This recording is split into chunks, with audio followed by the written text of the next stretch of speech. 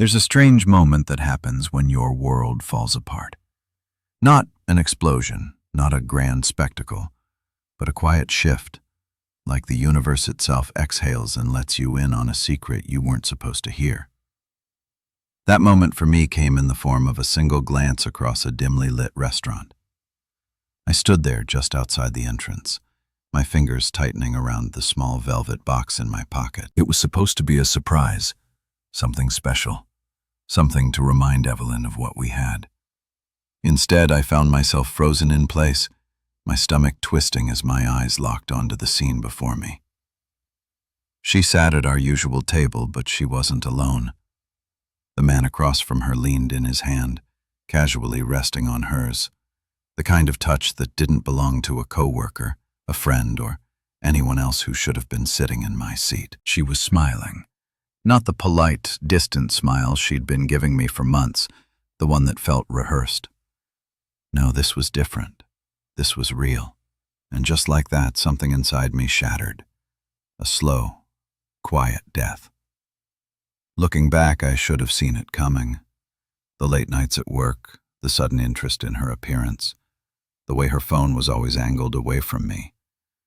But when you've spent years building a life with someone, you don't want to believe the cracks are real. You convince yourself that everything is fine, that you're just being paranoid, that love doesn't dissolve overnight. Except, sometimes it does. I stepped inside my body, moving on instinct. The room was warm, filled with the low hum of conversation and the clinking of silverware against plates. My heartbeat roared in my ears, drowning out everything else. She still hadn't noticed me. I could have walked away. I could have saved myself the pain of what was coming next. But some part of me needed to see it up close. I needed to hear it, to feel it, to let the truth rip through me in a way that left no room for doubt. So I walked forward, pulled out the chair beside them, and sat down. Evelyn's laughter died instantly. Her eyes widened, a flicker of something crossing her face. Shock, guilt, maybe even annoyance. "Sterling," she breathed, her voice barely above a whisper. Ah, there it was, the sound of my name from her lips. Company in disbelief, I didn't respond. Instead, I reached into my pocket, pulled out the velvet box, and placed it between us. Her eyes darted to it, then back to me. I could see the question forming in her mind. A proposal? A gift? A mistake? Slowly, deliberately, I flipped the box open. Inside, nestled against black satin, was my wedding ring, the symbol of everything we had built together, the life I thought we shared. She swallowed hard. What is this?" I let out a slow breath. I thought tonight was going to be special. I said I was going to remind you of what we have, but I guess I was the only one who thought there was anything left to save. The man beside her, silent until now, shifted uncomfortably. I finally turned to him, taking in the way he avoided my gaze, the way his grip on her hand loosened. He wasn't expecting this. He thought I'd yell, maybe throw a drink, cause a scene. But I wasn't here to perform for an audience. I was here to bury what was left of my marriage. I reached for the ring, slid it from the box, and set it gently on the table in front of her. It caught the light, a small gleam against the dark wood. "This belongs to you now." I murmured for a long moment. She said nothing, and then finally, she did something that broke me more than anything else. She didn't cry. She didn't beg for forgiveness. She exhaled like a weight had been lifted from her shoulders, and in that instant I knew I had lost her a long time ago. I just hadn't realized it until now. Evelyn didn't reach for the ring. She didn't push it away either. She just stared at it, her lips parting slightly as if she were about to speak but changed her mind at the last second. The man beside her, let's call him because his name didn't matter, shifted in his seat, his discomfort practically rolling off him in waves. He wasn't prepared for this. He probably expected some dramatic meltdown, maybe a thrown drink, a shouting match. But I had no interest in giving him or her that kind of power over me. Instead, I sat there studying her, waiting for something, anything that resembled the woman I had loved, Sterling. She finally said, her voice softer, now controlled. She wasn't angry, wasn't panicked. She was handling me like I was a problem to be managed. This isn't the time or the place. I almost laughed, not the time and place. Like there was an appropriate moment to walk in on your wife holding hands with another man, like I should have scheduled my heartbreak for a more convenient hour. I leaned back, exhaling slowly. You know, I almost cancel our dinner tonight, I said, ignoring the way she tensed. Work was a mess, and I thought maybe I'd just surprise you with this later. But something told me to come. Anyway. I gestured vaguely at the table. Guess I finally understand why. Her eyes flickered to him for a fraction of a second, and that was all. I needed the hesitation, the unspoken conversation, the silent plea for him to do something. But he remained quiet, looking at the table like he wished he could sink into it. So I turned back to her. How long? Evelyn inhaled sharply. Sterling, please. How long? My voice was steady. I wasn't raising it. I didn't need to. The weight of the question alone made her shrink in her seat. She hesitated just long enough to tell me she was about to lie. Not long, she murmured. A few weeks. I nodded slowly, letting her have that moment of false security, letting her think I believed her. A few weeks, I echoed. Right. She didn't know that I had already suspected for months that I had noticed the late nights, the change in her routine, the way she suddenly started putting extra effort into looking good for nothing in particular. I had ignored it, convinced myself that I was overthinking, that we were just in a rut. But the moment I saw them together, saw the way her fingers curled around his, like it was natural, I knew this wasn't new. This wasn't a mistake or an impulse, or something she could explain away with a weak excuse. This was a pattern, a choice, and I was done being blind to it. I reached for my glass of water, taking a slow sip as I let the silence stretch between us. The tension was suffocating, thick enough to choke on. Then, finally, I pushed my chair back and stood. Evelyn's eyes widened slightly, like she expected me to say more, to demand something from her. But I had already said all that needed to be said. Instead, I slid my wallet from my pocket, pulled out a few bills and placed them beside my untouched plate. A tip for the waiter, who had no idea he had just served me the worst meal of my life. Then I looked at her one last time.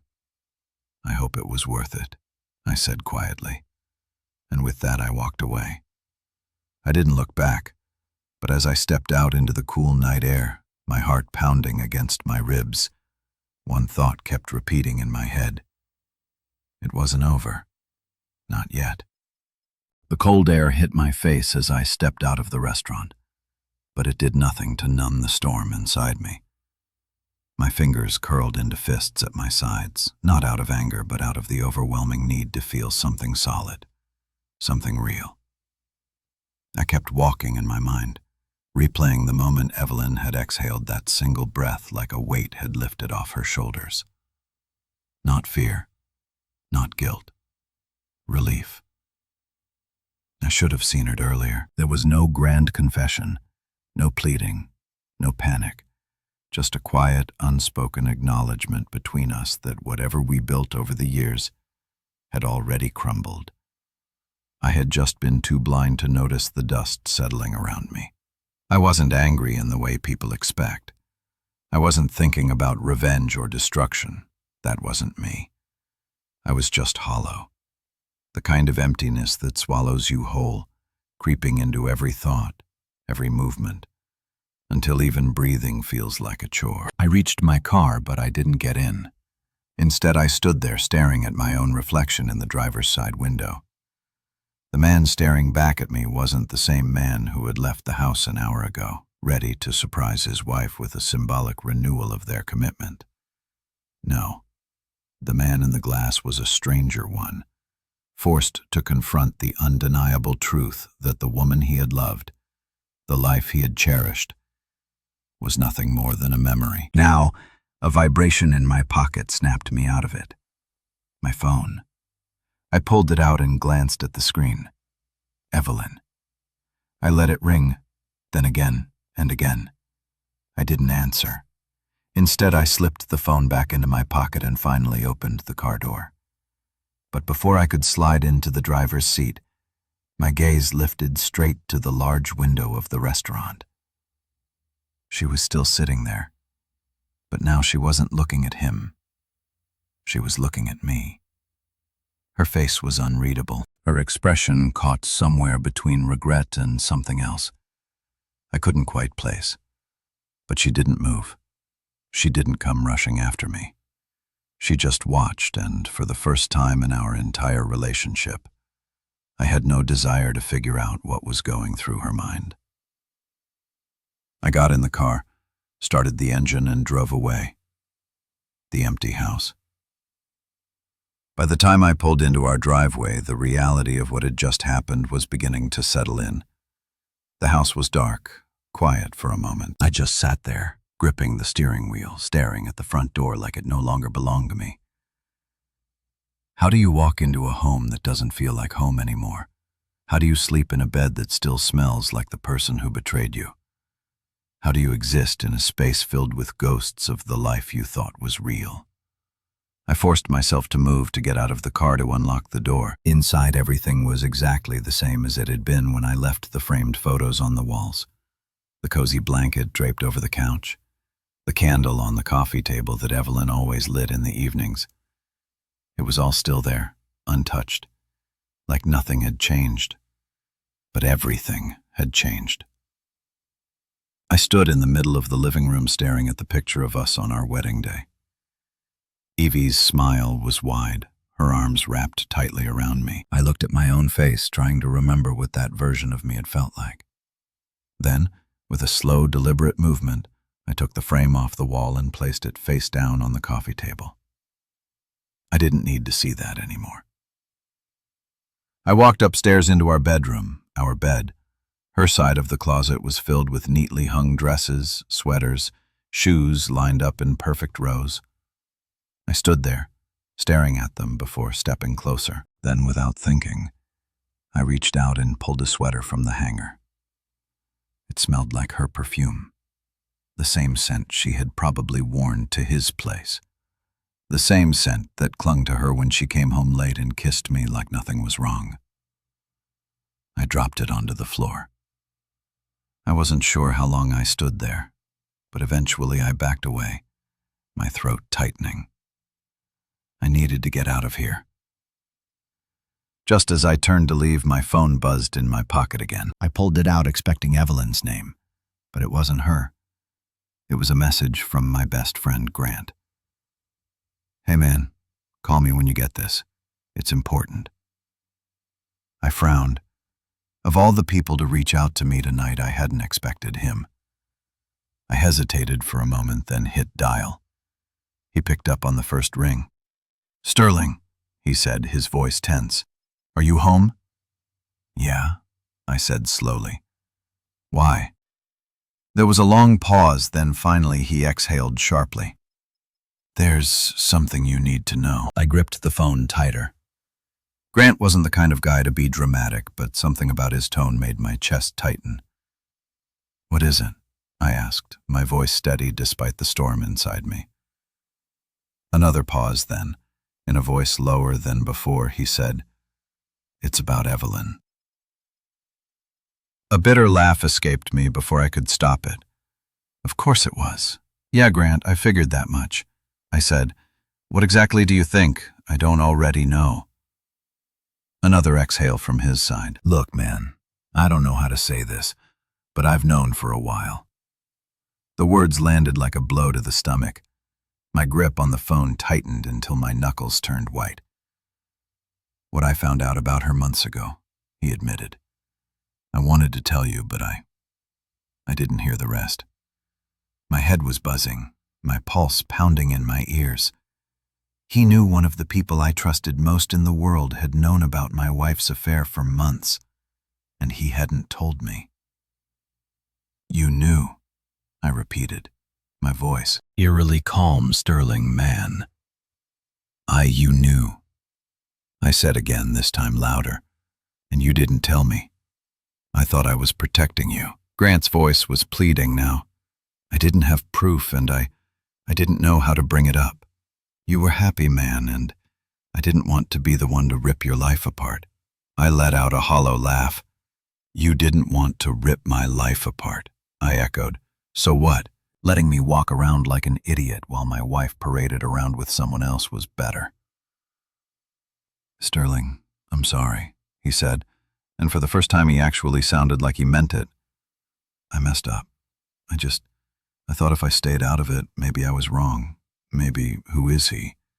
I cut him off. Silence. I swallowed hard, my voice lowering. "Now, Grant, who is he?" A pause, a deep breath, then quietly he said, "Elliot." The name hit me like a slap to the face. Elliot. Not some random guy from work. Not some stranger. Elliot was a friend. My friend. The same guy who had been at my house dozens of times. The same guy who had laughed at my jokes, clinked beers with me at barbecues, and talked about sports like we were just two normal guys. The same guy who had stood next to me at my wedding and told me how lucky I was to have Evelyn. I closed my eyes, nausea twisting in my gut. "How long?" I whispered. "Over a year." Grant admitted, maybe longer. A year. I had spent over a year sleeping beside a woman who had already left me in every way that mattered. I had spent over a year trusting someone who had been smiling in my face while stabbing me in the back. I didn't realize I had been gripping the edge of the dresser until my fingers had AED. Sterling, Grant said cautiously, "Man, just take a second before you do anything. I know you. I know you want to just react. But I'm not going to do anything." I cut in, and I wasn't. I had no interest in some grand explosive confrontation, no interest in yelling and fighting, in making a scene. That wasn't who I was. Instead, I exhaled slowly, my body eerily calm. "Thanks for telling me," I said finally, my voice empty, even if it was too late. "Sterling." I hung up then for the first time all night. I let myself feel it, the betrayal, the humiliation, the weight of it all crashing down on me at once. I had been a fool, and not just for Evelyn, for all of it. I had spent years believing in friendships that weren't real, in a love that had died long before I realized it. And now, it was time to let it all go. I turned back to the closet, the life I had built, the life that no longer existed. Then, with a steady breath, I grabbed my suitcase from the shelf and started packing. I drove for hours, not with any particular destination in mind, just with the need to move to escape the weight of what I had just learned. The headlights cut through the empty roads, my fingers gripping the wheel, my thoughts racing faster than the car itself. Elliot, of all people, I had trusted him. I had led him into my home, my life, and all the while he had been sneaking around with my wife behind my back, laughing at my jokes, plinking glasses with me at gatherings like nothing was wrong. And Evelyn, had she ever loved me? Or had she simply been waiting for a way out that wouldn't make her the bad guy? I forced myself to take a deep breath. This spiral wasn't helping me. What was done was done. The past couldn't be rewritten. but the future that was still mine to shape, the chance encounter. At some point, exhaustion took over. I pulled into a small roadside diner, the kind that had neon signs flickering against the dark sky, the kind that smelled like coffee and late-night regrets. I stepped inside, the warmth hitting me instantly. A few tired-looking truckers sat at the counter sipping coffee, eyes glued to the old TV mounted on the wall. A waitress, probably in her late 40s, glanced up and gave me a polite nod before turning back to wipe down a table. I took a seat near the window, staring at my reflection. In the glass, I barely recognized myself. A waitress approached her notepad already in hand. "Rough night?" she asked, her voice laced with knowing sympathy. I huffed a quiet laugh. Something like that. She nodded, not pushing for details. "Coffee, please." As she walked away, I let my eyes wander the diner. That's when I saw her. A woman sitting alone at a booth, stirring her tea absent-mindedly. She wasn't watching the TV, wasn't scrolling through her phone, just sitting there, lost in thought. Something about her seemed familiar, not in the "I know you" way, but in the "I know that" feeling way. She was hurting, just like me, and for the first time all night I didn't feel entirely alone. New conversations, new roads. It started with a simple glance, then somehow a small, tired smile exchanged across the room. Maybe it was the exhaustion. Maybe it was the quiet understanding between two people who had clearly been through something. But before I knew it, I was sitting across from her, a fresh cup of coffee in front of me, and she was saying, "So, do you want to go first or should I?" I smirked. "Depends. What's the game?" She raised an eyebrow. "Who had the worst night?" I exhaled the laugh, shaking my head. "I think I already know who's winning." She smiled, but there was a sadness behind it. "Try me." And so, for the first time that night, I talked not about the rage, not about the betrayal, but about the real things. The loneliness, the realization that I had been holding on to something that was already gone. The fact that walking away wasn't nearly as painful as I had imagined it would be. She listened, and when I was done, she told me her own story, different but similar in all the ways that mattered. By the time the sun started creeping up over the horizon, I had almost forgotten about Evelyn, because, for the first time in a long time, I wasn't looking back. I was looking forward, and I had a feeling, no, I knew, that something better was waiting for me ahead.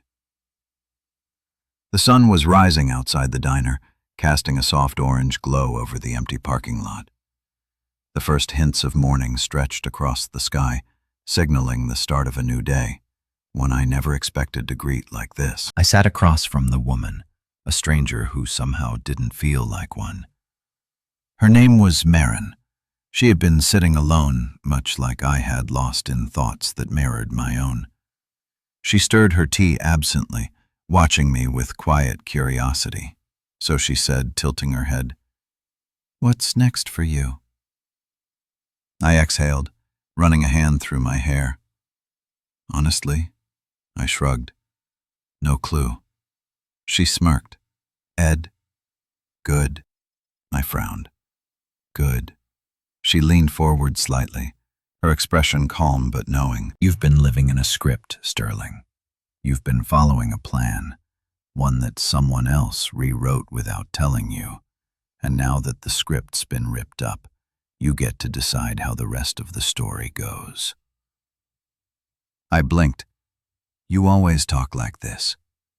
She laughed, a genuine sound that I hadn't realized I needed to hear. Only when I meet someone who needs to hear it. I glanced down at my coffee, considering her words. Maybe she was right. Maybe I had been so focused on the past, on what I had lost, that I hadn't thought about what I could gain. The life I had with Evelyn. It was gone.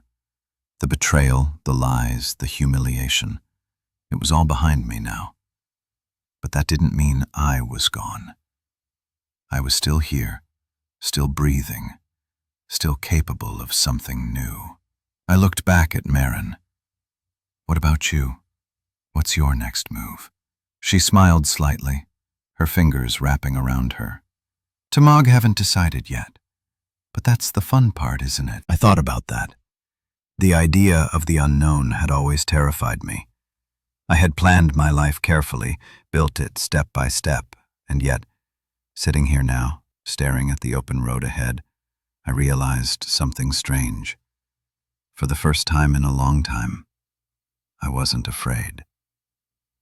A different kind of goodbye. An hour later, we stepped outside the diner, the morning air crisp and fresh. Maren pulled her jacket tighter around herself, glancing at me. So she said, "Where are you headed?" I glanced at my car, then back at her. No idea. She grinned. Good answer. There was a pause, a comfortable kind of silence. Then she reached into her bag, pulled out a pen, and scribbled something on her napkin before handing it to me. My number, she said, in case you ever want to figure out the next move over another cup of bad diner coffee. I took the napkin, running my thumb over the ink for a moment. I thought about all the ways I could overthink this, about how I should probably be a mess right now, how I should still be reeling from the wreckage Evelyn had left behind. But instead I found myself smiling. Maybe I will, I said. She nodded once, then turned and walked toward her car, giving me one last glance before driving off. And just like that, she was gone, on the road ahead. I stood there for a moment, the cool morning air settling around me. Then, without thinking too hard about it, I got into my car and started the engine. For the first time in a long time, I wasn't driving towards something I knew. I was driving towards something new. And it felt like freedom. The highway stretched ahead, a ribbon of endless possibility cutting through the landscape. The morning light glowed softly against the horizon, and for the first time in years, I felt like I was in control of my own life. No expectations, no scripts, no obligation to be the person I used to be. Just me. I had no real plan, no destination, and maybe that was the best part. The napkin with Marin's numbers sat in the cup holder beside me. I glanced at it every so often, wondering what it meant. I wasn't thinking about jumping into anything new, hell. I wasn't even sure if I'd call her, but the fact that someone out there had given me something unexpected, something simple and kind, made the weight of the last 24 hours a little lighter somewhere along the road. My phone buzzed. I let it ring a few times before glancing at the screen. Evelyn again. I ignored it. A minute later, a text popped up. Where are you? I exhaled sharply, gripping the wheel. Where was I? Not where she was, not where Elliot was, not in the middle of that wreckage anymore. I kept driving closure, without words. A few hours later, I stopped at a gas station off the highway as I filled the tank. I checked my phone again. More missed calls from Evelyn, more messages. But there was one that stood out. I guess you're really gone. I stared at it for a long moment, then finally I typed a response. Yeah, I am. I hit send, then deleted her number, and just like that I felt something shift inside me. Not pain, not relief, exactly just acceptance. She had made her choices. I had made mine. And now, for the first time since this all began, I wasn't looking backward anymore. A new beginning. That evening, as the sun dipped low over the hills, I found myself pulling into a small lakeside motel. It wasn't much, just a few rooms and a view of the water, but it was enough. I stepped outside the cool breeze, rolling off the lake, and just breathed. This was my life now, unscrewed, ripped, it open-ended. And for the first time in years, I didn't feel lost. I felt found. I pulled the napkin from my pocket, ran my thumb over Marin's handwriting. Then, before I could second-guess myself, I pulled out my phone and dialed. It rang once, twice. Then, "Didn't think you'd call so soon." Marin's voice teased, warm and light. I smiled, figured I'd see where the road takes me. I said, and she asked. I glanced out at the lake, the water reflecting the golden sky, the horizon stretching endlessly ahead. I think I said slowly, "It's taking me somewhere good." And for the first time in a long time, I believed it.